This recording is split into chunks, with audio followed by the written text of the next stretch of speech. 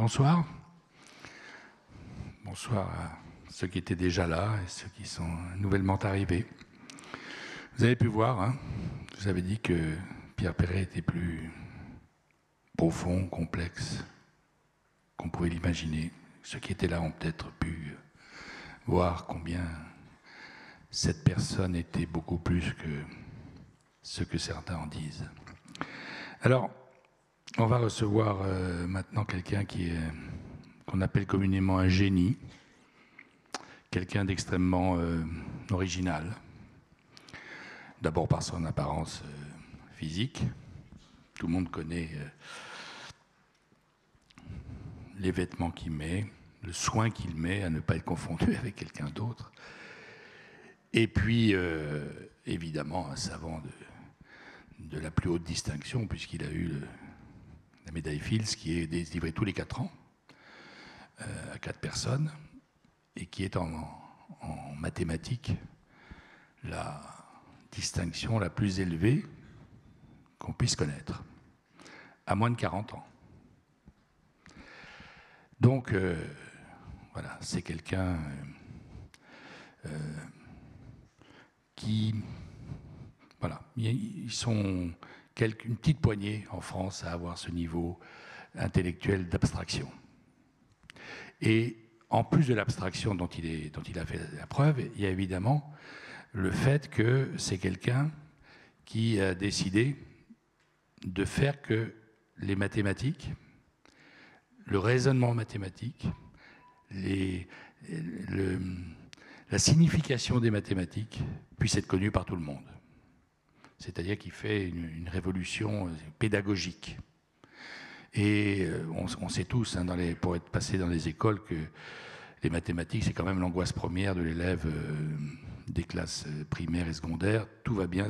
Alors les maths, hein, ça c'est... Bon. Et donc et Cédric Villani, lui, il a pris pour cap, pour direction, d'essayer, en tout cas, de faire que les mathématiques soient de plus en plus connues par tout le monde. À ses yeux, ça fait partie de notre vie quotidienne. Et il a décidé de s'occuper de cette affaire et de changer l'image des mathématiques et le rapport entre les mathématiques et les gens. C'est pour ça qu'on le voit aussi souvent. C'est devenu maintenant quelque chose qu'il considère comme étant de son devoir. Voilà. Donc on va passer 1 heure avec lui. On va essayer de tout comprendre, pas garanti. Mais voilà, on va essayer de rentrer dans son monde et de voir que, effectivement, les mathématiques sont plus proches de nous qu'on pourrait le croire. Voilà, je vais le chercher.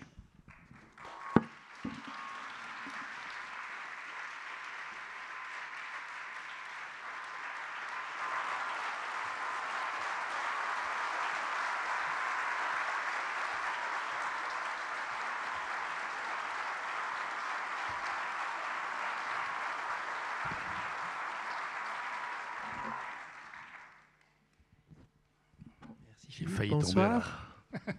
Bonsoir, Cédric Villani. Merci beaucoup d'être avec nous. Et puis vous êtes dans vos plus beaux habits d'apparat. Vous avez fait comme il se doit pour vous, cher Philippe. Vous avez fait un effort pour nous. Merci beaucoup. Un mot, on va parler juste parce que on le fait avec chacun de ceux qui viennent, et c'est pas du tout parce qu'on se sent obligé de le faire. C'est parce que c'est la toile de fond des jours que nous vivons. Et ça ne peut pas être une toile de fond qui vous ignore, vous.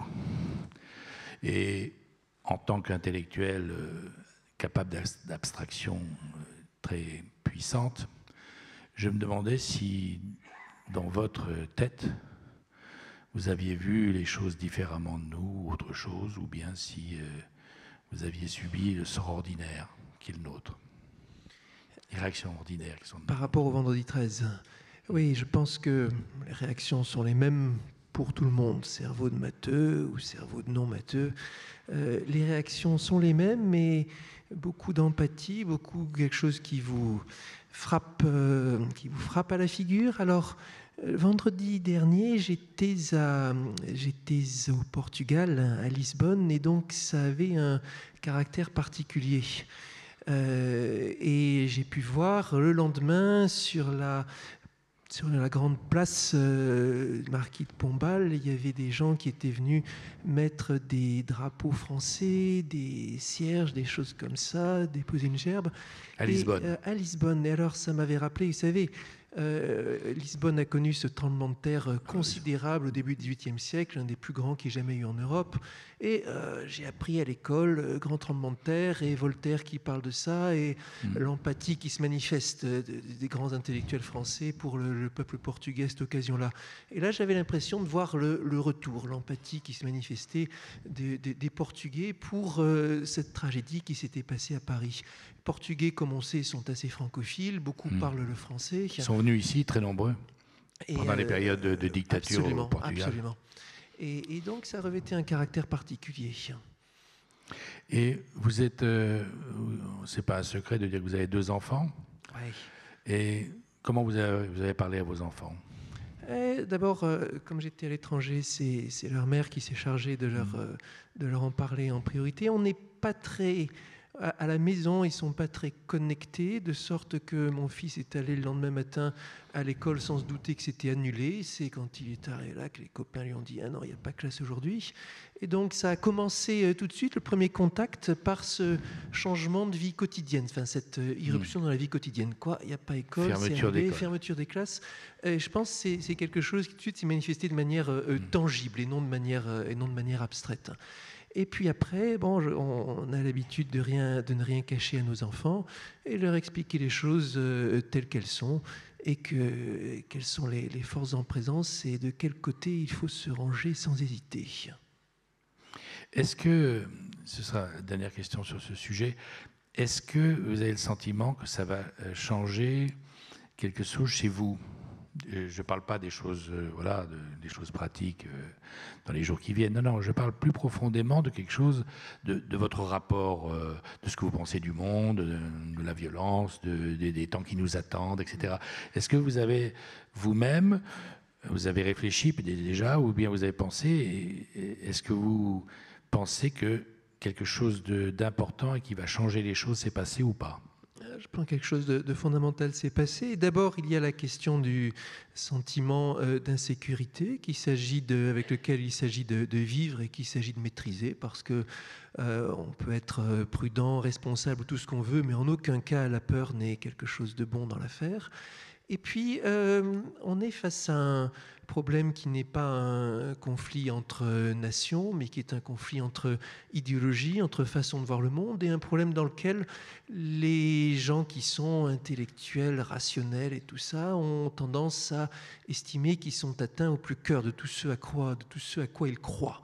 Et donc, quelque part, on a l'impression que dans cette affaire, dans ce combat, on est particulièrement partie prenante et que c'est notre rôle d'être particulièrement fiers de représenter tout ça, comment dire, tolérance, mélange, raisonnement rationnel, tout ce qui fait l'activité du monde scientifique à l'échelle internationale. En termes mathématiques, c'est un monde plus instable? C'est très... En général, ça ne marche pas quand on essaie d'appliquer des concepts mathématiques, des règles mathématiques à la société humaine en général. Ça marche dans certaines circonstances assez particulières. Ça marche très bien dans on parle de modèles mathématiques appliqués à des tas de choses. À des tas de choses. Ça marche très bien quand vous pouvez compter sur les grands nombres, quand vous pouvez compter sur une certaine indépendance. Ça marche très mal dès que les questions culturelles arrivent en jeu, parce que les questions culturelles, c'est ce qui fait agir les humains à l'unisson, et donc vous perdez l'indépendance. Et c'est aussi ce qui est le plus difficile à appréhender et à modéliser. Donc là, on n'est vraiment pas dans une situation qui se prête à la modélisation mathématique. Alors, je disais que vous aviez choisi, puisqu'on peut vous suspecter de beaucoup de choses, mais sûrement pas que les choses se décident sans vous, en ce qui vous concerne. Et donc, vous avez une apparence qui est publique depuis quelques années. On dit à Villani, ah oui, celui qui porte une lavalière, etc., etc. Donc, vous avez choisi d'apparaître comme avec des vêtements particuliers, etc. Et donc, je voulais juste savoir quelle était votre intention lorsque vous affichiez une apparence tellement différente, tellement originale, tellement unique qu'elle n'est confondue avec aucune autre, et qu'on vous reconnaîtrait sans voir votre visage? Eh, vous n'allez pas me croire, mais en tout cas, c'était pas du tout une question médiatique. Et mon apparence, comme vous dites, mon style vestimentaire, je l'ai trouvé quelque part entre 1994 et 1995, alors que j'étais étudiant à l'École normale supérieure en quête d'identité. Et même, je vais vous partager avec vous le premier moment où c'est venu, parce qu'avant... Taupin, vous savez, vous m'auriez confondu avec n'importe quel taupin. J'avais ces pantalons de velours côtelé, peut-être, ce vieil anorak mal fagoté, tout ce que vous voulez. Et puis j'étais là à l'ENS, période de très grande ouverture pour moi culturelle. Une époque où j'allais au cinéma tous les jours, où j'allais au concert toutes les semaines, et ainsi de suite. Et un jour, me voilà dans le métro et je vois devant moi une vitrine dans laquelle un magasin de vêtements un peu suranné a mis une chemise à l'ancienne. Vous savez, ces grandes chemises bouffantes du XVIIe siècle. Je regarde ça, je me dis, là, il y a une idée qu'il faut creuser. J'ai bien noté le numéro de téléphone de la boutique et son adresse. Et je suis allé leur rendre visite quelques jours plus tard, et c'était le début de la réflexion, on va dire. Réflexion dans laquelle j'ai expérimenté, un peu comme un scientifique. J'ai tâté du chapeau de forme, j'ai tâté du jabot, j'ai tâté de ces grandes chemises bouffantes, jusqu'à ce que je me dise, là, c'est bon, ça me ressemble, c'est moi. Ah ouais. Sage. Voilà.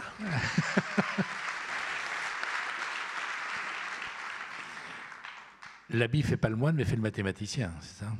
Un mathématicien au moins.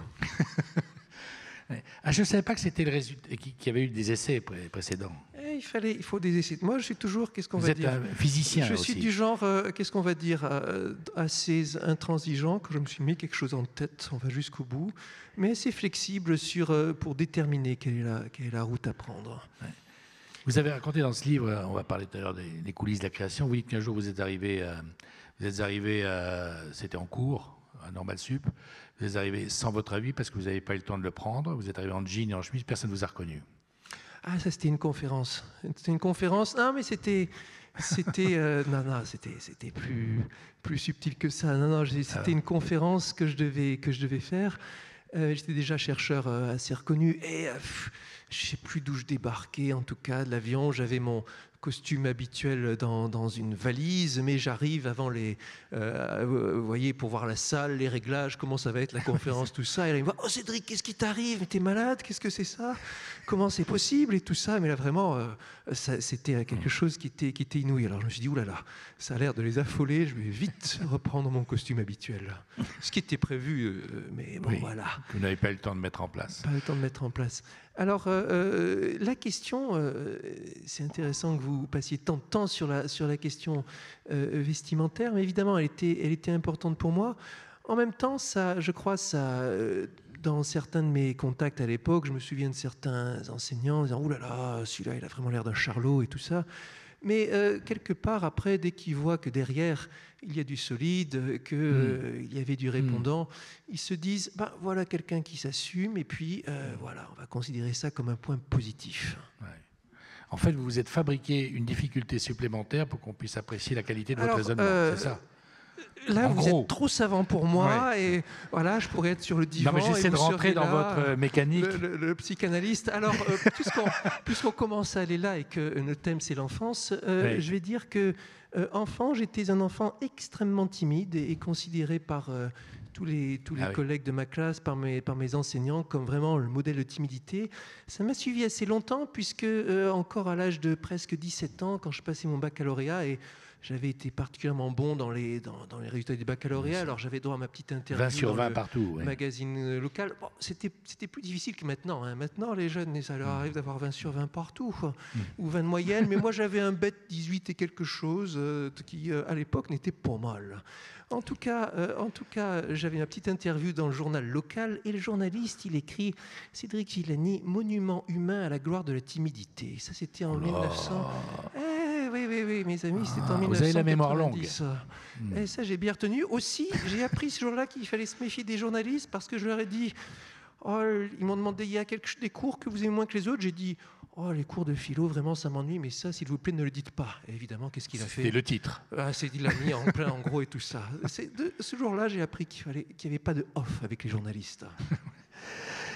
Alors, Expliquez-nous quelque chose, parce que les mathématiciens, on se dit, c'est intouchable tellement c'est intelligent, et en même temps, à part les 3 mathématiciens grecs dont tout le monde connaît le nom, des 20 siècles se sont passés sans qu'on puisse mettre de nom sur des grands mathématiciens, alors qu'à l'évidence, ils ont participé évidemment à toute la marche scientifique qui s'est passée. Comment expliquer l'anonymat des grands mathématiciens par rapport aux physiciens, aux médecins Et la question est très bonne. Alors, faisons un petit peu d'histoire des sciences, en caricature, en tout comme il se doit. D'abord, les grands mathématiciens de l'Antiquité, j'aime bien en compter 5. Thalès, Archimède, Pythagore, Euclide et Ératosthène, le premier à avoir mesuré la Terre. Il fallait le faire. Il y a plus de 2000 ans, les mathématiciens grecs savaient que la Terre fait 40 000 km de circonférence. C'est un vrai exploit. Et donc Thalès, entre parenthèses, on l'appelle souvent le premier mathématicien, en tout cas le premier dont l'histoire ait retenu le nom, mais aussi le premier philosophe et le premier scientifique, car les 3 disciplines sont nées ensemble et c'était en Grèce antique. Mais après la Grèce, il y a une longue période pendant laquelle, en Europe, il ne se passe pas grand-chose au plan conceptuel en mathématiques. Les Romains, ça les intéressait guère, ils étaient très pragmatiques. En revanche, ce sont les Arabes et les Perses. Voilà, les Arabes et les Perses qui ont repris. Alors, zéro, c'est partagé avec les Indiens aussi, mais l'écriture des Arabes, les nombres tels qu'on les connaît maintenant, ça vient chez les Arabes, et c'est réintroduit très tard en Europe, les années 1400, 1500, 15e siècle, voilà, 16e. 15e siècle, 16e siècle. Donc, il y a eu cette longue période pendant laquelle c'était le monde arabe et le monde perse qui étaient détenteurs de ces concepts subtils. Et puis après, là, ça s'est emballé. Donc, c'est revenu d'abord l'Italie. Et puis, ça a gagné la France au moment des Lumières. Les Lumières, grande période, évidemment, pour la philosophie, pour les sciences politiques, pour tout ce qu'on veut en France, mais aussi une période extraordinaire mathématique. Et c'est de là que date la grande force de frappe française mathématique qui n'a pas baissé la garde depuis plus de 250 ans. Jusqu'à maintenant. Parce que quand on regarde les médaillés Fields, la France est 2e pays derrière les États-Unis, à une médaille près, je crois. Hein. À une médaille près, oui. 12 et 13 Deuxième en, oui, je crois que c'est ça. Deuxième en nombre absolu, première en nombre relatif, si vous rapportez à la population mondiale. Donc c'est une grande, la France est une grande puissance scientifique. Oui, alors tant qu'on est en train de parler de l'esprit français ou de choses comme ça, et quand les collègues étrangers me demandent pourquoi vous êtes si bon en maths, je leur réponds sur le ton de la boutade. Mathématiques, il s'agit de trouver les grandes vérités abstraites, universelles, et de les exposer au monde entier. Les Français passent leur temps à faire ça sur tous les sujets.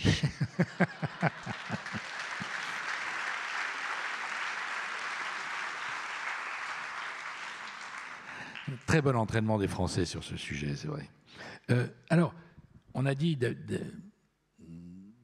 d'habitude, en majorité en tout cas, les enfants n'aiment pas trop les mathématiques. C'est une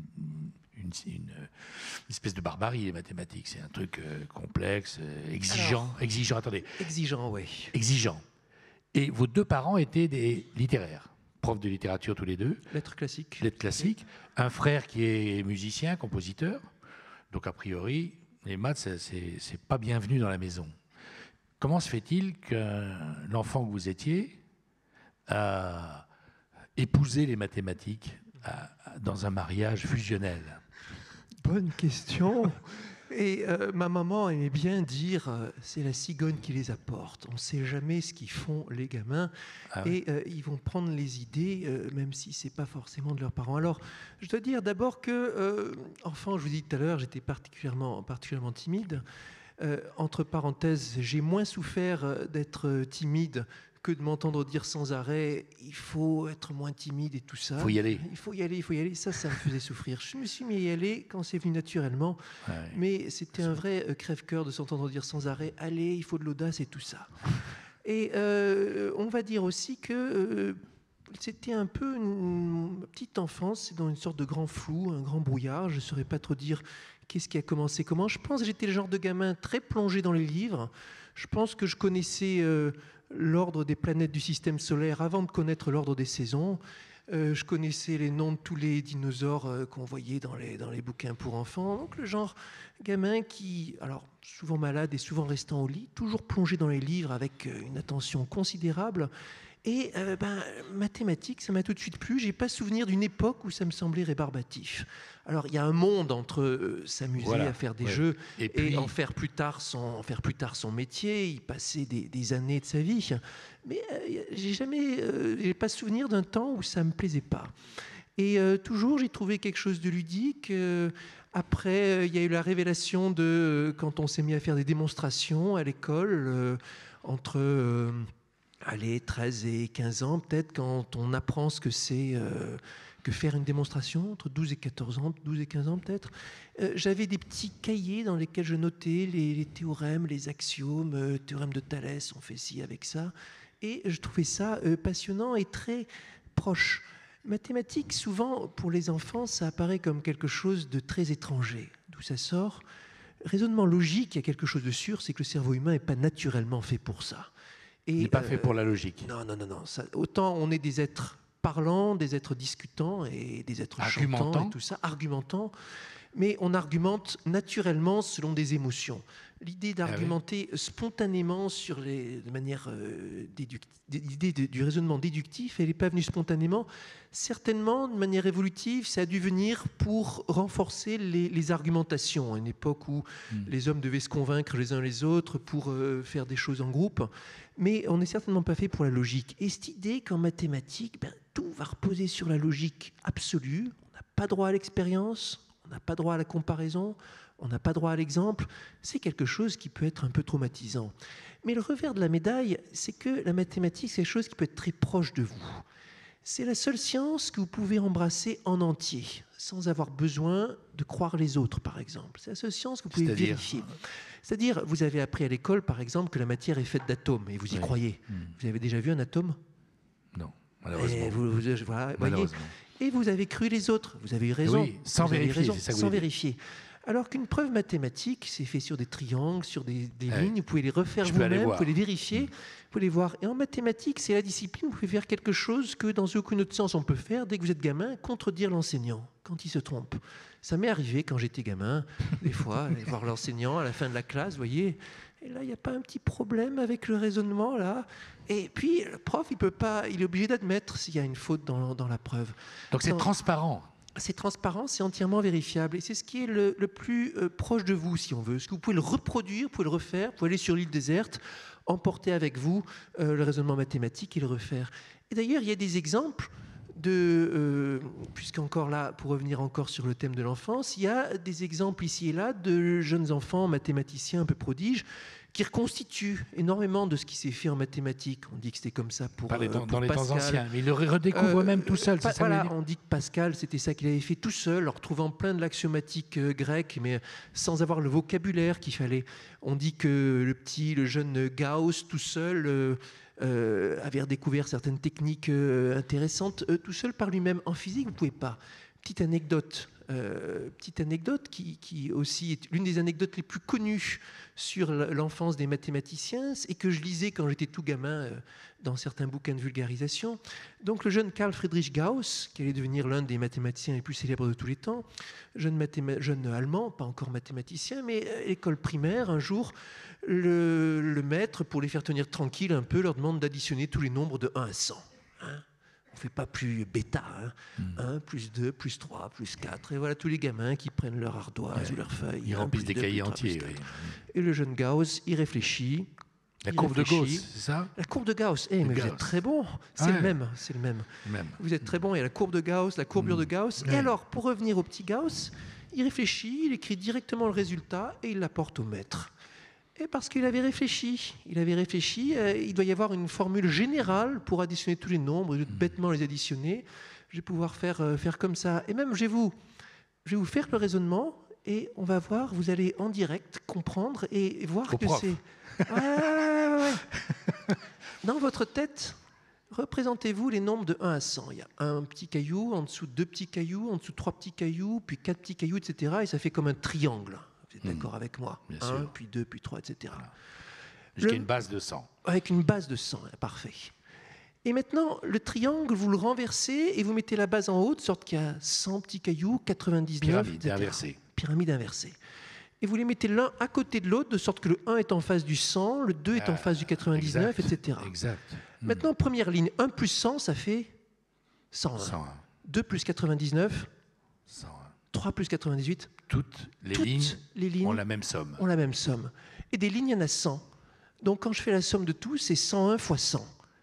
Et comme j'ai mis Divisé 2 fois le par triangle, on divise par 2 et le résultat est là. Et vous voyez, Tout le monde est gauche. et vous êtes gauche en tout cas. Ah oui, mais il a trouvé ça à quel âge? Et il a trouvé ça, il était tout gamin, donc il devait être, au moment où on apprend l'addition, quoi, à l'école 5 primaire. ans, 6 ans. Ça devait être 6-7 ans, allez, quelque chose comme ça. Sans qu'on lui donne aucune indication. Alors là, vous êtes en train de nous dire que Gauss, pour le prononcé allemande, a été capable de rentrer direct dans les mathématiques, mais ce n'est pas le cas de tout le monde, quoi. Non, et il y a beaucoup. Alors, les enfants sont très inégaux, et quand je dis inégaux, je ne veux pas dire en termes de, pas tant en tant que niveau, qu'en tant que façon d'appréhender les choses face à la mathématique. Il y en a qui disent « Ah, c'est un jeu, je veux bien essayer ». Il y en a qui disent oui, « Mais d'où ça sort ?» Il y en a d'autres qui sentent aussi qu'il y a une certaine appréhension qui est associée à ça. Les 3/4 des instituteurs sont des littéraires, hein. Eux-mêmes ont souffert souvent comme des damnés avec la mathématique, et c'est eux qui s'occupent de donner le premier contact à nos enfants avec la discipline. Alors les petits gamins, ils sentent qu'il y a de la nervosité dans l'air, ils sentent qu'on attend d'eux quelque chose, voilà, dès le début, donc ils disent aïe aïe aïe aïe aïe.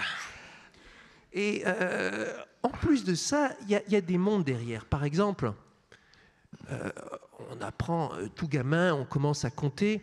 On sait maintenant que même le nouveau-né a inscrit en lui des petits nombres comme 1, 2, 3, voire 4. Il y a des travaux de neuroscientifiques comme Stanislas Dehaene là-dessus qui montrent que même le nouveau-né... Les chiffres existent. Nourrisson, les chiffres existent gravés en dur, 1, 2, 3, 4, chez certains animaux aussi. Et en revanche, à partir de 5 noms, et les représentations qu'on a pour les nombres plus grands, ce n'est pas des représentations exactes, c'est des représentations approximatives, des quantités plus ou moins. Des ordres de grandeur. Des ordres de grandeur. Et il y a un stade qui est apprendre à compter, avancer, mais vous avez beau savoir compter, vous ne saurez pas encore comparer les nombres. 2 et 3, vous savez comparer. Mais 5 et 6, par exemple, un petit gamin ne saura pas les comparer. Même s'il sait compter jusqu'à 6, il n'aura pas conscience que 6, c'est plus que 5. Il saura juste que 6, c'est ce qui vient après 5, dans une sorte de récitation. Et il se passe longtemps avant qu'ils comprennent ce que c'est qu'un nombre suffisamment grand. Et c'est un vrai cap. C'est un vrai cap conceptuel qui d'ailleurs ne peut pas se faire avant certains âges. Donc il y a des strates en fait dans le développement. Il y a des strates, il y a des paliers. Alors dans le temps, Piaget, qui s'intéressait au développement de l'enfant, avait élaboré toute une théorie par endroits qui a été contestée dans certains côtés, mais qui avait mis le doigt sur le fait important, c'est qu'il y a des moments où on peut passer au concept suivant. Il y a comme des paliers qui se font. Et des fois, les paliers peuvent être difficiles. Donc, ça veut dire quand même qu'on ne doit pas désespérer. On peut récupérer. Pas désespérer, on peut récupérer oui. des stades ultérieurs de. C'est un peu comme la lecture, vous savez. La lecture aussi, c'est un truc qui est délicat. Autant parler est naturel, autant lire est une opération délicate et qui dépend de la méthode pédagogique, dépend du rapport entre l'enseignant et le garçon ou la fille, dépend souvent des interactions avec les parents, dépend de plein de choses et qui est beaucoup plus récupérable qu'on ne croit. Et vous voyez des enfants aussi qui ont des déclics assez tardifs. Et puis des enfants qui sont oscillants. Un coup, c'est bien, tout va bien, et puis après ils se bloquent, on ne comprend pas pourquoi. Tout semble devenir flou dans leur tête, et puis après ils redémarrent. Et des fois, ces transitions, un des concepts les plus délicats dans l'enseignement mathématique qu'on a plus âgé, disons, par exemple collège, lycée, c'est comprendre ce que c'est qu'une fonction. Une fonction, ça peut être, on voit ça comme une courbe, un signal, un truc qui a quelque chose, associe quelque chose. On a beau écouter des définitions, le moment où on comprend vraiment ce que c'est qu'une fonction abstraite, c'est un vrai moment, un vrai stade conceptuel de développement en mathématiques. Et je me souviens très bien, moi, par exemple, de l'exercice qui m'a fait réaliser ce que ça voulait dire une fonction de manière abstraite. Un mot sur... parce que vous étiez particulièrement doué, vous avez eu des bonnes notes tout le temps, vous n'avez pas connu les périodes de creux que d'autres connaissent. Et en même temps, vous aviez une vie... comme vous disiez tout à l'heure, cinéma, musique, voilà. Etc. Et vous aviez des surnoms. Ouais. Alors Manu Villani pour Marsupilami. Ouais. Il y a eu Vie la nuit. Vie la nuit, oui. Ça veut dire que vous avez une activité extrascolaire abondante. Assez importante. C'est venu un peu sur le tard. Hein. C'est venu, ça a commencé... Parce qu'un matheux, c'est un gars qui sort pas des maths. Ben, nous, vous, non. Hein. Non, c'est pas ça. Il faut les voir en action, les matheux. Mais il faut les voir en confiance. Et il faut se représenter aussi ce que c'est, qu'est-ce qu'on va dire, le genre de confiance que vous pouvez acquérir quand vous vous retrouvez aussi entre matheux. Entre matheux. Ou disons entre geeks, ce genre de choses. Et pour moi, l'arrivée en classe préparatoire, par exemple, j'ai vu ça comme une vraie ouverture au point de vue social. Beaucoup de gens le voient comme quelque chose de fermant, parce que vous êtes isolé à concentrer, mais j'avais l'impression d'être dans un élément très motivant avec des gens avec qui je pouvais échanger beaucoup. Et après, il y a eu l'entrée à l'école normale supérieure avec le choc du fait qu'on était littéraire et scientifique ensemble, qui a été une révélation. Et donc là, effectivement, je me suis mis à tout faire. Le cinéma, la musique, tout. Je me suis fait élire président de l'association des élèves, organisateur de fêtes, de balles, tout ça. Effectivement, les gens ne savaient même plus quel était mon vrai nom. Ils m'appelaient Marsu. Et ça a failli d'ailleurs être la fin de ma carrière scientifique, parce que ma thèse ne commençait pas, vous savez, dans la vie, si on passe beaucoup de temps à organiser, à aller dans les soirées, à servir au bar, c'est pas bon pour l'avancée de la thèse, quoi. Et est arrivé le moment où mon directeur de thèse m'a envoyé cette petite carte pour les vœux de Nouvel An qui disait « Il faudrait peut-être se mettre au travail, à bientôt, j'espère ». Voilà, alors j'ai reçu ça, je me suis dit « Ouh là, c'est mal barré ». Et même ça n'a pas réussi à me mettre au travail. Mais les gars de l'ENS, et mon tuteur en particulier, ils avaient repéré qu'il fallait me récupérer. Et ils m'ont fait miroiter un poste d'agrégé préparateur, une sorte d'assistant professeur. Donc un poste dans lequel j'allais rester des années dans l'écosystème intermédiaire entre les élèves et les profs. Du jour au lendemain, je me suis remis à bosser et en avant, là. Ma thèse, c'était un pavé, un truc avec, je sais plus, 12 articles. Enfin, vraiment, le gars qui a vraiment bossé, quoi. Comme quoi, il y a des gens intelligents qui savent résoudre les problèmes. Il y a des gens qui savent résoudre les problèmes des autres, je leur dois énormément. Et alors, après, souvent, ce qu'on fait dans les années de formation, pardon de vous couper la parole, mais puisqu'on est aussi sur l'enfance, on se dit qu'on perd du temps sur une voie annexe, que finalement, et puis on se rend compte souvent après que c'était pas du temps perdu. Et par exemple, qu'il y a un lien finalement entre tout ça. Et par exemple, il y a 5 ans, je suis devenu directeur d'institut, directeur de l'Institut Henri Poincaré. Et derrière la tâche de directeur, j'ai reconnu certains réflexes, certaines choses que j'avais vécues du temps que j'étais président de l'association des élèves. Et puis, la semaine dernière, je me suis retrouvé juré dans un festival de cinéma à Lisbonne. Et toutes les années que j'ai passées à arpenter les salles de cinéma, regarder des films d'auteurs, des films des années 60, 70, tout ça, ça m'est revenu. Et je me suis dit que tout ça, c'était pas du temps perdu. Alors, vous avez un petit un développement pour parler de relation des mathématiques avec nous tous. Et vous dites que ça a été réservé au début à une petite poignée d'initiés.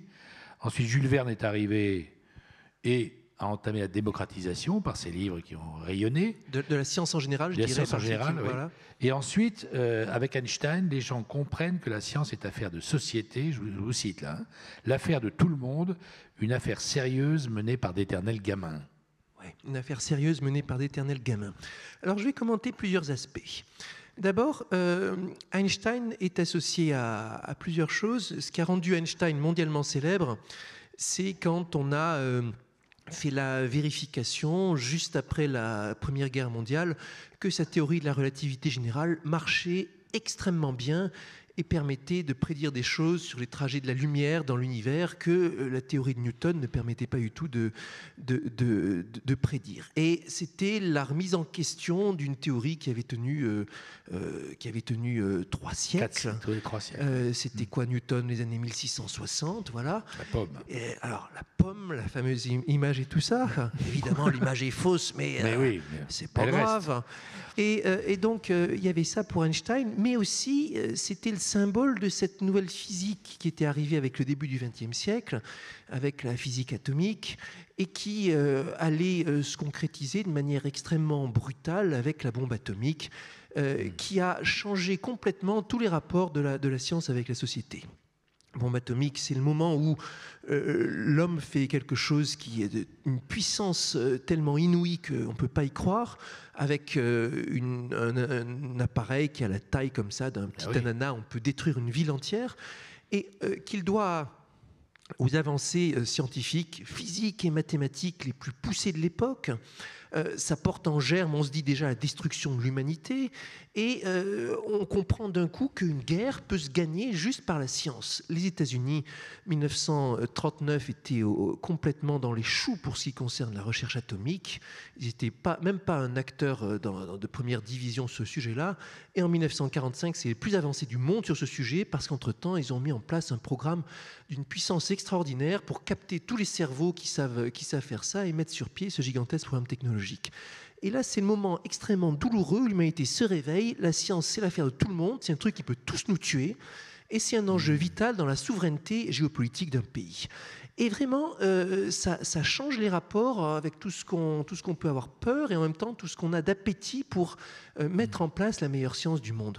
Quelque chose qui avait été complètement sous-estimé auparavant. Pendant la Seconde Guerre mondiale, les scientifiques sont passés physiquement de l'Europe aux États-Unis, changeant toute la donne géopolitique. Et Einstein incarne ça, lui qui en 1933 s'est exilé et est parti vivre aux États-Unis après avoir été resté dans l'écosystème allemand. Et puis, donc Einstein incarne ça, même s'il n'a pas joué de vrai rôle dans la fabrication de la bombe atomique. C'est quand même lui qui a écrit la lettre. Il en a même été écarté. Il en a été écarté, on s'en méfiait, on se disait il est allemand, un peu malgré tout, il est quand même allemand, il est un peu anarchiste, antimilitariste, tout ça.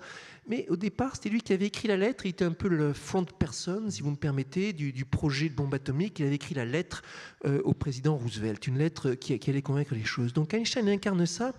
Et en même temps, Einstein incarne cette figure de gamin. Et on se rend compte là, et les scientifiques, c'est des grands curieux, des grands gamins. Il y a la figure d'Einstein qui tire la langue, on sait qu'il aime bien s'amuser et tout ça, et on se dit, ces gamins, ils peuvent... C'est vrai qu'on ne voit pas Pasteur tirer la langue. On ne voit pas Pasteur tirer la langue. Non. Einstein, il a cette figure et il assume ce côté gamin, et on se dit, c'est des gamins qui peuvent faire péter le monde, excusez-moi. Et donc, il faut faire très attention à eux, et en même temps... toute la force de cette éternelle curiosité des gamins. C'était donc cette figure-là. Parlons d'un grand gamin, grand scientifique qui sera à l'honneur en 2016 et qui nous a tous impactés. C'est Claude Shannon, l'un des pères de l'informatique moderne. Les pères de l'informatique moderne, c'était von Neumann, Alan Turing, l'un des héros de la guerre aussi, et puis Claude Shannon, trois qui sont connus à la fois pour leur puissance de pensée, leur profondeur, et en même temps pour avoir été des grands gamins. Shannon, dans les Bell Labs, il faut l'imaginer se déplaçant en monocycle dans les couloirs, en train de jongler, voilà, c'est à ça qu'il s'amusait, dans un établissement par ailleurs extrêmement réputé pour son sérieux, pour sa puissance économique et tout ce que vous voulez. Et c'était le genre qui était mu exclusivement par la curiosité, fabriquer des objets, fabriquer des trucs. Allez, on va s'amuser à aller fabriquer une machine qui peut faire sauter le casino. Allez, on va s'amuser à faire un truc complètement gratuit. Shannon, il s'est amusé un jour à faire un truc qu'il appelait la machine ultime. La machine ultime, c'était une boîte avec juste un interrupteur. Vous appuyez sur l'interrupteur, vous voyez la boîte qui s'ouvre, une main articulée qui en sort, qui met l'interrupteur sur position éteint et qui rentre dans la boîte et qui se ferme. Voilà, il appelait ça la machine ultime. Vous voyez le genre de gaminerie auquel il s'amuse. Et c'est ces gens-là qui ont enfanté la révolution de la théorie de la communication, le monde dans lequel on est, qui ont bouleversé le monde. Et c'est vraiment là qu'on sent Einstein est emblématique avec son côté gamin, de ce côté, ces grands enfants que sont les scientifiques. Il ne faut pas juste les prendre comme des savants fous, ils sont extrêmement importants et c'est un enjeu que de les attirer. Et cette problématique, cette vision qu'on a, elle date de là. Je cherche une page, je vais la trouver tout de suite, et vous parlez des relations entre les mathématiques et l'inconnu. Moi, bêtement, je pensais que les mathématiques, c'était le lieu du connu, du certain. de ce qui n'est pas négociable, de ce qu'on, oui, un peu du genre de la courbe de Gauss tout à l'heure. Vous dites au prof c'est comme ça, et le prof est obligé de dire ah oui d'accord. Il n'y a pas de discussion possible. Alors vous écrivez ça. Vous voulez lire peut-être? Disez-le là, peut-être c'est mieux. Oui, là, toute la Là, oui, voilà. oui. Donc, dans ce livre qui est une interview croisée, mon collègue Carole Beffa, qui est musicien, compositeur de grand talent, me demande: est-ce que tu crois qu'on a à peu près fait le tour de nos métiers? Et je réponds: oui, sauf que quand j'y réfléchis, je crois qu'on a oublié de parler de l'essentiel, le rapport à l'inconnu. Le frisson de la coïncidence qui se présente à soi, les longues semaines d'errance, le sentiment d'être seul et pourtant accompagné par tant d'amis, les fautes et les rebonds, les échanges enfiévrés, les sautes de morale, les coups de chance, le chaos, et il n'y a pas d'autre terme, le chaos à la fois inquiétant et joyeux qui fait le quotidien. Le trouble, voire la terreur que l'on peut ressentir quand on se lance dans un nouveau problème auquel on ne comprend encore rien. Ce sentiment d'inconnu que l'on finit cependant par apprécier, cette douce angoisse qui ne nous fait pas faire des cauchemars chaque nuit, mais qui nous lance dans la poitrine tout ce que j'ai essayé de décrire le plus fidèlement possible dans Théorème vivant. Et donc, effectivement, le rapport à l'inconnu. Mais d'une violence Oui. physique. On a l'impression que vous êtes en face d'un ennemi et que vous sortez votre épée et que vous êtes obligé de ferrailler. Violence physique. Et souvent, les scientifiques, ils y passent des années de leur vie, ils y laissent leur santé. Hier, je parlais dans une conférence de John Harrison, l'astronome anglais qui a fait les premiers chronomètres de très haute précision, qui a consacré 30 ans. On peut penser vous parliez d'Einstein. Einstein, après quand sa théorie de la relativité a été vérifiée expérimentalement, qu'il a appris d'un astronome que ça coïncidait, il dit qu'il a eu une crise de palpitation telle qu'il a cru en mourir. Et il a fallu qu'il reste en gros alité plusieurs années après sa théorie, tellement il avait bossé comme un dingue pour la mettre en place. Et donc, sans aller jusque-là, ça on connaît. C'est un exercice de force physique, quand vous êtes vraiment dans le problème, vous y laissez une partie de votre sommeil, vous y laissez des forces, et puis c'est quelque chose qui vous prend aux tripes, qui vous obsède. Et on apprend d'abord qu'on n'est pas toujours dans l'obsession et l'angoisse, mais quand vous êtes sur un projet, ça peut monter et descendre. Il y a des phases pendant lesquelles vous pensez vraiment que à ce projet-là. Et on apprend aussi à vivre avec cette légère angoisse et à apprécier ce frisson. On ne sait pas si on va y arriver, mais c'est ça qui compte. On apprend aussi que le monde est rempli de problèmes. Que si on voulait dessiner le paysage mathématique, en tout cas quelqu'un comme moi, par rapport au domaine dans lequel j'ai travaillé, dirait c'est comme si on avait un océan d'inconnus et des petits îlots qu'on connaît par-ci par-là. Newton disait qu'il comparait son travail à celui d'un gamin qui, sur une plage, aurait trouvé quelques galets plus brillants et plus polis que les autres et qui se serait amusé à les regarder. Genre de Magellan, quoi, qui découvre une terre. Une sorte de Magellan qui découvre une île, qui découvre une terre. Et c'est l'impression qu'on peut avoir, un océan d'inconnus. Il faut savoir aussi que chaque année, par le monde, il se démontre plusieurs centaines de milliers de nouveaux théorèmes et que le nombre de problèmes ouverts, comme on dit, les conjectures, les choses qu'on sent mais qu'on ne sait pas démontrer, il y en a de plus en plus. Les gens pourraient avoir cette idée que c'est un peu comme un paysage qui existe et qu'on cartographie. Plus on avance, plus on explore, plus on connaît. Et moins il y a d'inconnus, les terra incognita. En fait, c'est l'inverse. Et en fait, c'est l'inverse, parce que plus on connaît, plus il y a de questions qu'on se pose. Et la bonne image, c'est le ballon qui augmente, le ballon qui gonfle. Imaginez comme l'univers, quoi. Comme l'univers. Tout à l'heure, il y avait la conférence de mon ami Christophe Galfard qui parlait de l'enfance de l'univers qui s'agrandit, tout ça. Et imaginez que ce qu'on connaît, ça soit un peu comme cet univers qui a grandi, comme la surface d'un ballon qui gonfle. Un ballon qui ne serait pas vraiment rond, mais qui serait extrêmement irrégulier, parce que ce qu'on connaît, des fois c'est très, très incomplet, des fois c'est très complet. Et maintenant, dites-vous que ce qui est inconnu, c'est ce qui est juste au-delà de la surface. Un peu comme ce qui serait l'atmosphère, si la surface de la Terre était le connu. Parce que c'est les questions qu'on peut se formuler, l'inconnu. Et il y a des tas de questions qu'on peut se poser, par exemple, une fois qu'on connaît l'existence des atomes, qui ne se posaient même pas quand on ne savait pas qu'il y avait des atomes. Donc l'inconnu, les questions qu'on se pose, elles augmentent au fur et à mesure que le connu augmente, et elles augmentent de plus en plus au fur et à mesure que le connu augmente. Et le travail du scientifique, c'est ce travail sur l'inconnu. D'ailleurs, au fur et à mesure que les sciences ont augmenté en volume, la mathématique comme le reste, petit à petit, il y a eu un transfert dans la façon dont on se représentait les scientifiques. Et le mot savant, qui était employé couramment jusqu'au XIXe siècle, a disparu pour laisser la place à chercheur. Parce que jusqu'au XIXe siècle, vous avez des esprits universels qui savent un peu tout ce qu'on sait. Au XXe siècle, il n'y en a plus. Parce que c'est devenu tellement immense, tellement grand, qu'on est obligé de se spécialiser. Et on comprend que ce qui compte, c'est pas tant le savoir, tout la ce qu'il y a, connaissance. pas tant la connaissance, que le fait d'être capable d'affronter le problème inconnu, de mettre sur pied l'expérience, le protocole, la réflexion, se poser la question et se battre dans un combat presque physique avec le nouveau problème. C'est très très loin de l'image qu'on... C'est très loin de l'image qu'on a. C'est très loin. C'est très loin de l'image qu'on a. Et puis c'est une bataille perdue parce que, si je vous ai bien suivi, j'essaie de vous suivre, mais si je vous ai bien suivi, comme plus on cherche, plus la dimension d'inconnu augmente. Chaque fois qu'on découvre quelque chose, on ouvre 10 espaces qu'on ne connaît pas. Oui, alors là, effectivement... Est-ce qu'il n'y a pas du désespoir dans cette affaire ? Point de vue pessimiste, ce serait de dire c'est une bataille perdue et on n'y arrivera jamais, on ne saura jamais tout. Et le point de vue optimiste, c'est on va continuer encore et encore à découvrir et aussi à découvrir des grandes choses peut-être. Il y a eu plusieurs fois dans l'histoire des sciences des moments où on a cru qu'on avait quasiment tout compris. Par exemple, tout début XXe siècle, c'était quelque chose que beaucoup de scientifiques pensaient. Et puis, ça a été le prélude à l'une des plus extraordinaires floraisons de nouveautés qu'on ait jamais vues. Et les gens ont fini par se dire, finalement, si ça se trouve, il y aura toujours des choses extraordinaires à découvrir, des choses extraordinaires à construire.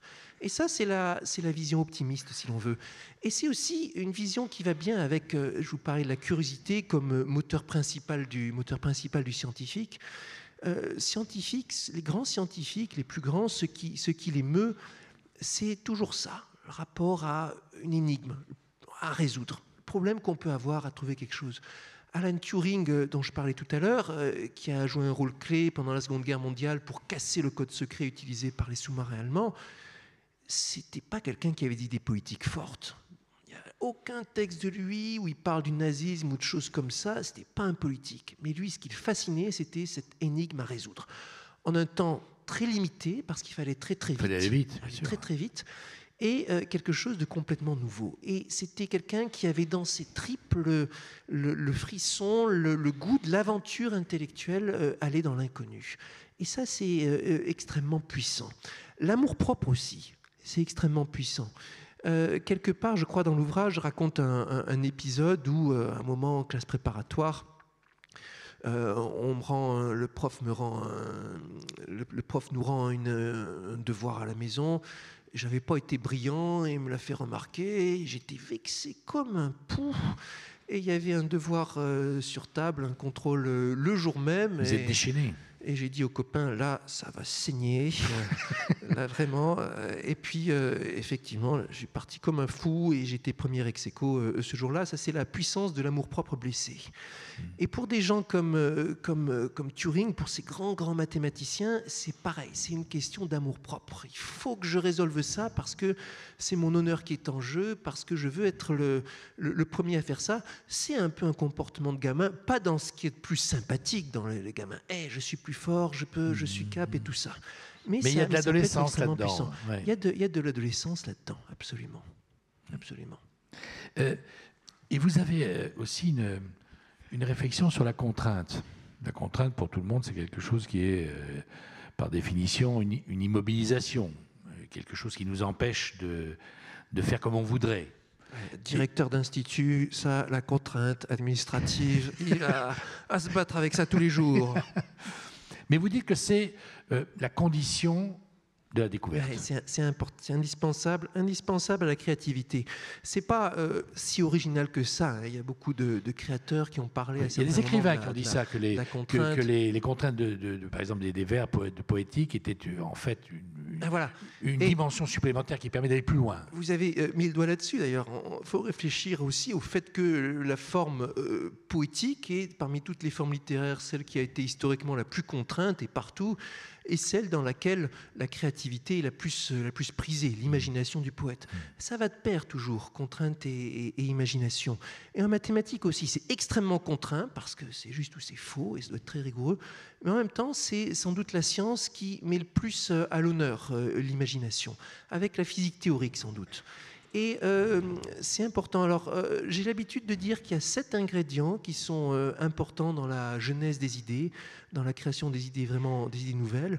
Il y en a un, c'est la documentation. Il y en a un, c'est la motivation, qui est un truc inexplicable et capital. Il y en a un, c'est l'environnement dans lequel on baigne, culturel, l'écosystème. Il y en a un, ce sont les échanges, la faculté d'avoir des échanges rapides avec les collaborateurs de travail. Il y en a un, c'est le mélange entre travail de réflexion systématique et illumination soudaine. Il y en a un, c'est la persévérance qui va de pair avec la chance, parce que la chance sait se présenter à vous un jour ou l'autre si vous persévérez. Et il y en a un, c'est les contraintes. Alors, pour encore accrocher ça à la question de l'enfance, un jour, je parlais de tout ça à un spécialiste de pédagogie, quelqu'un qui anime un laboratoire sur la pédagogie. Il m'a dit: tes 7 ingrédients, c'est aussi les 7 ingrédients indispensables pour l'éducation et qui tous jouent un rôle. Et je pense qu'il y a quelque chose d'important là derrière. La vraie façon d'apprendre, de comprendre et d'intégrer les concepts, c'est que quelque part, ce sont les mêmes mécanismes dans votre cerveau qui se mettent en place que si vous les découvriez par vous-même. Vous allez me dire, rien de nouveau, c'était déjà dans Socrate et tout ça, mais je crois que c'est vrai. Le truc que vous apprenez vraiment, c'est ce qui se met dans votre cerveau de telle sorte que c'est comme si c'est vous qui l'aviez découvert.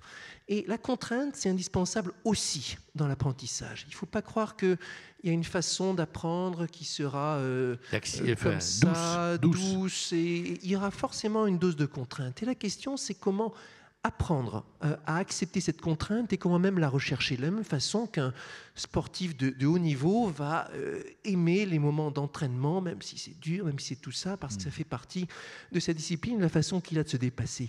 Donc apprendre la contrainte, apprendre à gérer la contrainte, c'est quelque chose de fondamental dans l'éducation. Il y a j'aime bien citer ce vieil adage grec, hein, ça c'est mon fond, fils de littéraire, pathémata mathémata, hein, les souffrances sont un apprentissage. On peut le détourner de plusieurs façons et on peut le détourner en disant mathémata, pathémata. Ça pourrait être, si vous avez l'esprit un peu taquin, les mathématiques sont une souffrance, hein, mais on va dire qu'il faut le voir aussi comme l'alliance entre la douce souffrance que représente la contrainte et le fait que vous apprenez.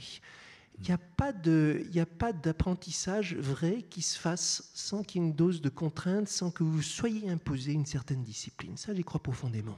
Il y a des contraintes affectueuses? Ça existe? Il y a à coup sûr des contraintes affectueuses, puisque la preuve en est qu'il y a des gens qui aiment se donner des contraintes, des choses insensées même des fois. Comme on sait, il y a des gens qui s'obligent à des règles de versification inouïes, ou des gens comme Pérec qui s'amusent à supprimer la lettre E de leur vocabulaire. Vous racontez une histoire absolument incroyable sur les mécanismes de la création, ça s'appelle le livre. Et alors, vous racontez l'histoire d'un Américain à qui il arrive la pire chose qui soit. Sa femme lui dit: écoute, salut, je te quitte. Et comme cadeau de départ, elle prend la robe de mariée dans l'armoire et elle lui jette sur le lit en disant: t'en fais ce que t'en veux. Donc le gars, il se retrouve tout seul dans son truc avec la robe de mariée. Et là, il se dit: ah ben, elle m'a dit t'en fais ce que tu veux. Je vais la prendre en mot, comme un exercice. Et on trouve ça, il a fait un livre, on trouve ça il a fait un livre avec ça, on trouve ça sur Internet et tout. Et il s'est amusé à trouver, je sais pas, les 50 ou les 100 usages ou les 1000 façons différentes d'utiliser sa robe de mariée. Il a tout essayé, il a pris ça comme tenue de camouflage pour aller s'entraîner à la guerre dans les bois par temps de neige.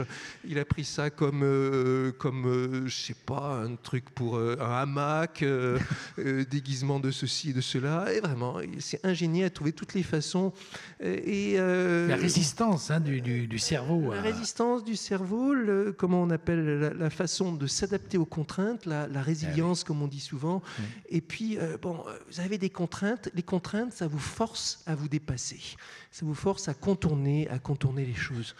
Et c'est comme ça, en mathématiques, c'est extrêmement important. Quand on vous dit vous avez le droit d'utiliser que ça et ça, c'est parce que c'est comme ça que vous allez vraiment comprendre les choses et vous forcer à trouver. Voilà. Des fois, selon les mathématiciens, selon les écoles, selon les styles, s'imposent des contraintes en plus. Par exemple, il y a des mathématiciens qui refusent d'utiliser certains axiomes. Moi, je n'utilise jamais un certain axiome qui s'appelle l'axiome du choix, un certain postulat qui dit qu'on peut choisir toutes sortes d'éléments, toutes sortes d'ensembles. Il y en a qui s'interdisent d'utiliser des arguments non constructifs. Il y en a qui veulent faire uniquement une démonstration mathématique qui pourrait être mise en œuvre sur un ordinateur. Et ces contraintes, à la fois c'est un jeu et à la fois ça va être extrêmement productif. Ça pourra être extrêmement riche. Pourquoi, Cédric Villani, vous avez décidé, je le disais avant que vous veniez, mais une conversation comme celle qu'on a, une rencontre n'était pas possible il y a 30 ans. Voilà. Personne dans le milieu mathématique n'avait accepté de s'adresser au grand public et de dire voilà ce que c'est. Et en vous écoutant, c'est quand même quelque chose de... On a compris pas mal de choses importantes et qui changent notre vision de mathématiques. Pourquoi personne avant vous, j'allais dire, et vous y passez énormément de temps, comme si c'était aussi prioritaire que vos travaux de recherche? Je crois que c'est très important. D'abord parce qu'on a accumulé un gros retard sur la question. Comme vous le dites, il y a 30 ans, ça ne se faisait pas. Et on a perdu beaucoup de temps. On n'a pas fait notre boulot, je dis, nous, en tant que société, de cohésion entre les scientifiques et le reste de la société. Et c'est important. On est dans une société dont l'avenir est de plus en plus déterminé par des questions technologiques, par des questions scientifiques, informatiques. Les grands débats éthiques d'aujourd'hui, ils ont lieu des choses comme la protection de la vie privée face à la facilité de pirater, les questions de cloud, de tout ce que vous voulez, ou des questions de bioéthique dans lesquelles vous avez des choses inouïes que peut permettre l'alliance entre l'informatique et la biologie. Il y a donc énormément de questions graves qui concernent tout le monde, qui sont au cœur dont le cœur est fait par des débats, des dilemmes scientifiques. Donc c'est important pour tout le monde. Et si les scientifiques restent à part, on court à la catastrophe, au dialogue de sourds, aux peurs, au fait que les gens vont se dire on va se retrouver largués sur le bord de la route, prosaïquement l'impression qu'on va se retrouver au chômage parce qu'une vague technologique va emporter notre métier, tout ce que vous voulez. Et donc c'est important de faire ce dialogue. Alors, il se trouve dans mon cas que j'étais d'abord, je crois que je suis fondamentalement enseignant. Tout à l'heure, vous disiez mes parents étaient littéraires, tout ça, mais n'empêche, mes parents étaient enseignants. J'ai plusieurs oncles et tantes enseignants. Il y a des enseignants, des générations dans la famille. Et je dirais, quelle que soit la discipline, il y a ça peut-être qui a été transmis. Et même aujourd'hui, avec l'emploi du temps un peu de dingue que j'ai, mon activité de recherche en a sérieusement pâti, mais j'ai gardé une activité d'enseignement et c'est très important pour moi, la transmission. Et donc, il y avait cette appétence. Et puis, il se trouve que j'étais aussi dans une culture lyonnaise, École normale supérieure de Lyon, Université de Lyon, où ces dernières années, on était très branchés sur le contact sciences-société, en particulier en mathématiques. Il y avait Étienne Gis, qui était l'un des mathématiciens les plus emblématiques de Lyon, qu'il est encore, et qui a été le premier grand mathématicien à dire « je vais faire ce travail très sérieusement ». Le travail donc, dont vous parlez, ça a été le premier à le faire. Il n'avait pas la caisse de résonance que constitue la médaille Fields ou les choses comme ça, mais il avait été le premier à le faire. Il a été mon voisin à l'ENS Lyon pendant 8 ou 9 ans. Évidemment que ça m'a influencé de manière considérable. Et il a dit, on va prendre ça non pas comme une récréation, un divertissement, un truc qu'on fait en plus, mais comme quelque chose qu'on prend sérieusement et sur lequel on s'interroge et sur lequel on travaille. Et puis, il m'a aussi envoyé suivre un stage de communication organisé par le CNRS pour des scientifiques. Ça fait partie des sujets sur lesquels le CNRS veut former les gens aussi. J'ai fait deux jours de stage avec un très bon médiateur, spécialiste d'interview, et puis une réalisatrice de courts-métrages scientifiques. Et ça a tout changé aussi. Ma première interview avec un journaliste, c'était la cata. Mais après le stage, et puis après les essais, et avec cette idée toujours...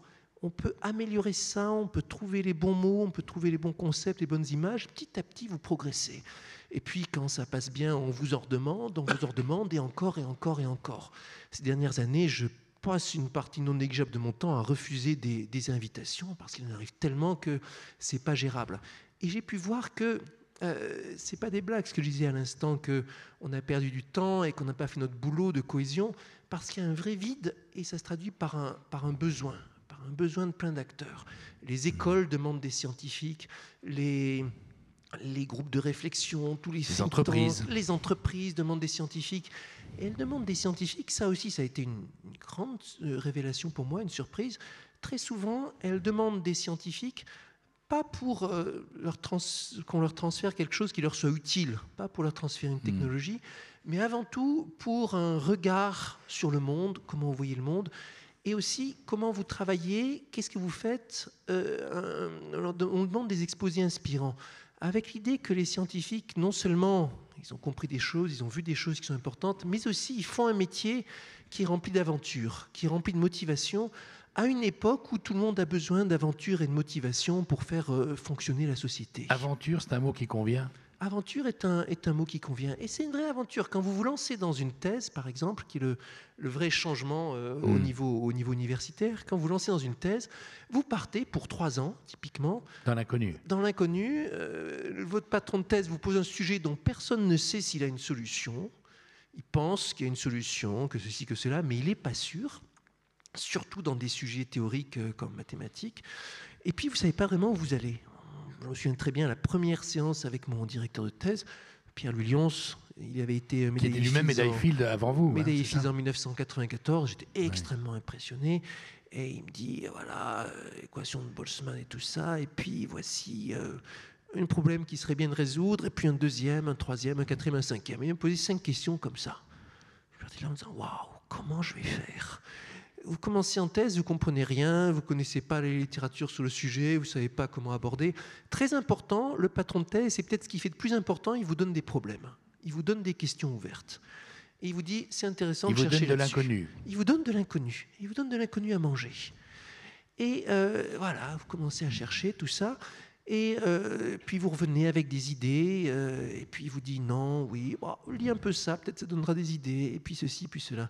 Alors sur les 5 questions, on va dire il y en a 2 que j'ai résolues plus ou moins, une à moitié, 2 pas du tout. Mais ce qui est sûr, c'est que de toute façon, les résultats les plus importants de ma thèse, c'était aucune des 5 questions. C'était des trucs encore différents qui étaient venus en cours de route. Vous travaillez sur un truc, vous cherchez quelque chose, et en cours de route, il y a quelque chose qui se dessine. Et puis vous discutez avec quelqu'un, et vous comprenez qu'il y a peut-être quelque chose là derrière de profond. Et puis vous rencontrez quelqu'un d'autre, et puis vous voyagez, vous vous retrouvez face à un nouveau problème. Et c'est comme ça. Et puis vous êtes finalement dans la position du chercheur. La thèse, c'est comme un compagnonnage. Vous allez vivre la vie d'un chercheur avec l'inconnu, le voyage, la route à suivre et tout ça. Et puis, il en arrivera quelque chose à la fin, vous ne savez pas vraiment dans quoi vous vous lancez. Et alors, pour certains, ça peut être quelque chose d'un peu traumatisant. Pour d'autres, au contraire, c'est la grande aventure, c'est super, c'est beaucoup plus intéressant que les exercices dans lesquels il faut savoir la réponse, juste ou faux, connaître la technique. Là, c'est vraiment le grand inconnu. C'est très formateur aussi, précisément dans le rapport à l'inconnu. On dit souvent que c'est ce qui manque à une certaine partie des élites françaises, comme on les appelle, selon un terme qui est discutable. Mais on dit que, par exemple, quand il y a eu la crise économique, les conséquences de la crise des subprimes et tout ça, les gens étaient trop sûrs d'eux, ne comprenaient pas tout ce qu'il y avait d'inconnu. Et ce qui est sûr, c'est que beaucoup de monde avait appliqué des modèles mathématiques sans réaliser la dose d'inconnu qu'il y avait derrière, la dose de choses qui marchent peut-être pas. Et ça, c'est quelque chose qui est important, je dirais, dans l'esprit. Avoir en tête à quel point le monde est rempli d'inconnus, y compris dans ce qu'on croit connaître. C'est très important. Et il y a tellement de choses dans certains des algorithmes qu'on utilise sans arrêt pour résoudre des problèmes importants en ingénierie. On ne sait pas pourquoi ils marchent. On a vu qu'il marchait bien tellement de fois, mais on ne sait pas tellement pourquoi. Le gros résultat dans mes travaux de ces 10 dernières années, celui qui m'a permis d'obtenir la médaille Fields, c'est celui que j'ai fait avec mon proche collaborateur Clément Mouot. Et pendant des années, on a bossé à expliquer mathématiquement un effet qui est expérimentalement vérifié, mais sans que les gens sachent vraiment pourquoi? Quelle était la raison profonde. Et quand on voit ça, quand on voit que derrière des expériences qui sont faites tous les jours à travers le monde, dans des dizaines de laboratoires de physique des plasmas, on ne sait pas la raison profonde, ça change beaucoup de choses sur la façon de voir le monde. J'aime bien dire, voici un mystère extraordinaire, vous prenez une casserole, vous mettez de l'eau dedans, vous mettez la casserole à chauffer et l'eau va s'évaporer. Ben oui, c'est la question des transitions d'état. Et personne ne sait la raison profonde mathématique de solide à gazeux. De solide à gazeux, parce que c'est les mêmes molécules, hein. C'est H2O comme on apprend à l'école. Si vous regardez une molécule d'eau liquide ou une molécule de gaz, c'est la même. Alors les chimistes vous parlent pour expliquer ça de diagrammes, d'énergie, etc. Les physiciens vont aller plus dans les détails, mais les mathématiciens savent que derrière, il y a aussi un cœur mathématique que personne ne sait expliquer, même sur les modèles les plus simples. Ben voilà ce que vous avez, qu'il vous reste à faire. Si avec ça, mon ami, si avec ça. Il y a, vous connaissez Alain Leprest? Alain Leprest, un héros. C'est un chanteur qui est mort il y a 4 ans. Ouais. Et qui est, qui est, pour certains, c'est un des grands chanteurs français du 20 et 21e siècle, puisqu'il est mort en 2012. Et alors, il y a une chanson qui s'appelle Parole Saint-Max. Il est déjà trop tard pour s'appeler Mozart. Il est encore trop tôt pour s'appeler Artaud. Le génie, c'est bizarre. Une de ses Je trouve que ça vous va. Une de ses plus belles chansons. Merci. Non, mais c'est vrai. Et que vous soyez, vous parlez d'aventure, mais celle que vous avez entreprise, c'est-à-dire de faire des mathématiques quelque chose dont tout le monde puisse parler, dont tout le monde puisse réfuter, dire les mathématiques c'est compliqué, c'est pas pratique. Hein. Les gens disent ça aussi, c'est un truc pour. Vous êtes combien? 5000 mathématiciens en France, en gros. Quelque chose comme ça, oui. Bon. Donc c'était une caste à part. Ils avaient leurs écoles, ils avaient leurs trucs, leur vocabulaire. Personne ne comprenait rien et tout le monde était content. Et c'est une aventure que vous avez entreprise, d'aller dans l'arène, de descendre dans la fosse et de dire, hey, on est là, on fait ça et ça c'est tout le monde. Et ça. Vous nous l'avez transmise aujourd'hui, et je pense qu'après vous avoir vu, voilà, on écoutera autrement, on fera un peu attention à d'autres choses, et vous nous avez ouvert des fenêtres. D'abord, merci beaucoup pour l'appréciation que vous portez sur ce travail, qui effectivement est une aventure. Et quand j'ai publié, par exemple, l'ouvrage Théorème vivant, où je racontais le journal de bord sous un angle très impressionniste, c'était chez Grasset. Le jour de la publication, hein, je vous garantis, je ne dormais pas. Hein. C'était qu'est-ce qui va se passer, comment il va être reçu. Comment il va être reçu. Vous vous mettez à nu quand vous allez dans l'arène publique. Il y a une vraie question de mise en fragilité. Et puis, dans le même temps, je suis devenu directeur d'institut. L'institut, on est en train de l'agrandir. J'ai défendu un projet pour musée des mathématiques. J'ai obtenu des subventions publiques. Il a fallu se battre pour les obtenir. On est en train de monter un fonds de dotation. Ça veut dire aller vers les entreprises, les associer à cette démarche du partage sciences-société. Je suis devenu dans le même temps président d'association, une association fondée par un artiste ingénieur sur un créneau de fabrication d'instruments nouveaux dans une démarche de création artistique et de contact avec des handicapés, donc quelque chose sur un créneau là aussi plein d'aventures. Je ne sais pas encore aujourd'hui où est-ce qu'on va trouver l'argent qui nous est indispensable pour continuer l'activité dans un an, mais je suis sûr qu'on va y arriver. Et puis, je me suis lancé dans des questions de construction, de pousser des sciences mathématiques en Afrique dans le sillage de quelques-uns qui y passent beaucoup. Là aussi, bon sang, que d'aventure. Ça se fait, ça se défait, il faut être persévérant et tout ça. Mais c'est certain que pour tous ces rôles, et encore une fois, je suis heureux que vous parliez d'aventure pour cette affaire-là, le fait d'avoir été formé pendant des années en tant que thésard, puis en tant que chercheur, habitué à chaque jour me confronter à l'inconnu, à coup sûr, ça a été formateur. En tout cas, je ne sais pas si vous avez réconcilié tout le monde avec les mathématiques, mais avec les chercheurs, en tout cas, ça ne fait pas de doute. Merci beaucoup d'avoir été avec nous. Vraiment, merci Philippe. Merci beaucoup.